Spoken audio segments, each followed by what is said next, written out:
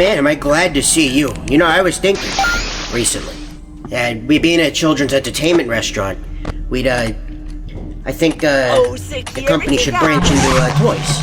You know, I thought that was an interesting subject, and I thought you could bring it up to your boss, because looking at the children and seeing the toys they bring in, all sorts of wonderful, colorful figurines and collectible action figures and marketable characters. I've thought to myself, you know, a lot has changed between now and when me and Orville grew up back in the 40s.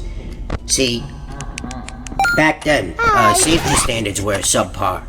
And this was made very obvious by a lot of sectors, but more importantly, children's toys were awfully strange. Now, I had a lot of arguments with Orville about this kind of stuff. Specifically, we had this toy set, and it was weird. You know, Orville came from a wealthy family, and they could afford all sorts of expensive doodads and doohickeys and thingamabobs and stuff. He had this set that was specifically for playing with atoms, I believe. It was something with nuclear science. He was a big fan of this stuff. And, you see, at first it sounds interesting, because, you know, children love learning. Learning is one of the most wonderful things you can do. I love learning every day. I love sharing my stories, because learning is just one of the most beautiful, it's wonderful, just magical thing. But Orville, he wasn't in it for the learning. He was in it for the other part of nuclear science.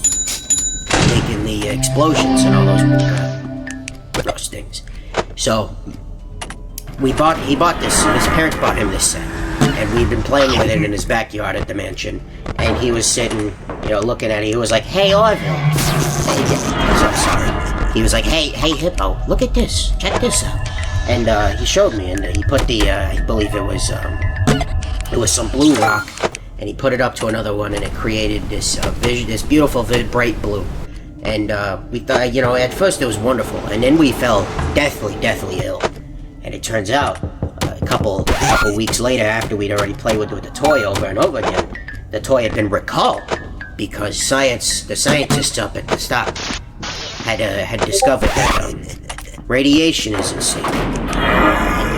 Scientists are wonderful people. I think about scientists all the time. Scientists can be wonderful people. For example, like, you know, the fellas that brought to the moon, me and Orville, we actually watched the moon landing on live television. That's just ready. When it happened, it was a triumph. It was one small step for man, one giant leap for mankind. It was just a beautiful sight to behold.